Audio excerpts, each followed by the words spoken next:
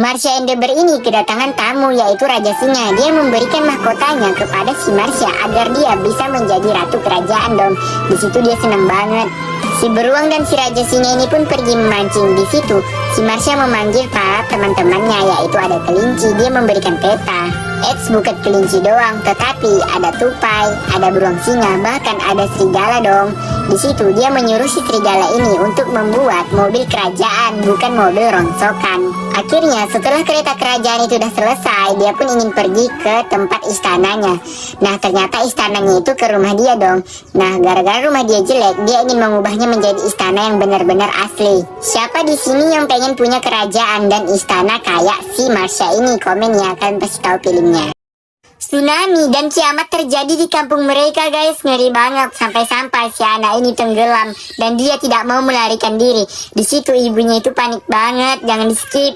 Jadi ceritanya semua orang tua diundang ke sekolah mereka karena mereka lagi mengadakan hafalan ayat. Di situ satu persatu maju dong. Dan si temannya ini berhasil mengerjakan hafalan ayat-ayat sholat. Nah, di situ giliran si cewek ini. Nah, si anak cewek ini pun mulai acaranya.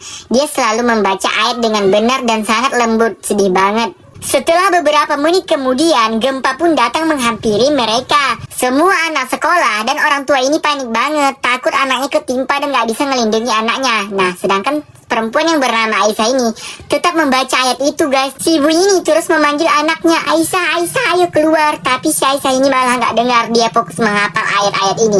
Sampai akhirnya mereka disusur oleh tsunami. Tsunami itu pun menghantam semua orang yang ada di situ, bahkan sekolah mereka hancur. Dunia pasangan ini terbalik, sedangkan suaminya ini di atas, istrinya itu di bawah.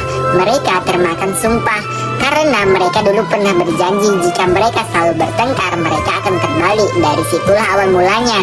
Bahkan gara-gara foto nikah aja di situ mereka berantem hebat nih.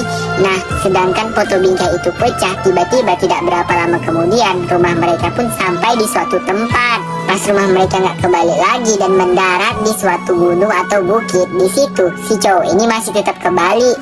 Dia udah berusaha untuk meluruskan badannya agar sama barisannya sama istrinya, tetapi dia masih terbalik juga. Tetapi si istrinya ini nggak mau bantuin dia dan masih geram sama suaminya. Nah, kalau mereka terus-terusan berantem kayak gini, sumpah mereka bakalan berlangsung dan mereka nggak bakalan normal kayak sebelumnya.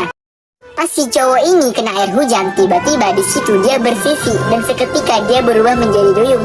Nah, ternyata duyung itu ada juga yang cowok loh, jangan di skip. Semua orang panik dong di situ dan ketakutan. Nah, di situ dia tetap nenangin mereka dengan ingin mengajak mereka itu untuk tertawa dan bercanda-canda. Temennya ingin membantu dia, tapi temannya bilang jangan, aku bisa mengatasi ini semua. Nah, di situ gara-gara dia ditangkap pakai jaring, temannya ini nggak terima dong.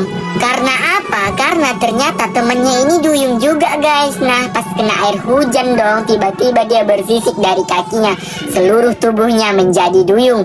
Di situ dia ingin menyelamatkan temannya ini. Dan akhirnya di situ mereka berhasil melarikan diri. Dia menaik tangan si kawannya ini dan membonceng dia naik sepeda dan mereka pergi ke laut. Laki-laki ini nekat meminum bensin, solar, dan pertamax sampai habis nih. Gara-gara si cewek ini ternyata dia suka sama seseorang cewek yang ada di tempatnya JM. Nah, di situ kekuatan dia biar dia jadi ganteng, dia harus meminum solar atau bensin. Bahkan di situ barbel itu sampai dia lempari nih ke tangan-tangannya. Di situ si cewek ini udah nggak tahan lagi dong melihat tingkah lakunya.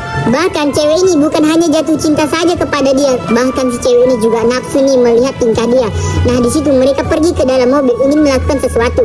Semua orang terkaget dong karena di lapangan itu mobilnya begitu kuat goyangannya. Nah, di situ dia udah nggak tahan lagi dan hampir lemah karena kekuatan dia udah habis dong. Dia ingin pergi lagi nih ke Pertamina untuk membeli bensin. Tiba-tiba bensinnya itu habis dan dia hampir ketahuan lanjut per 2.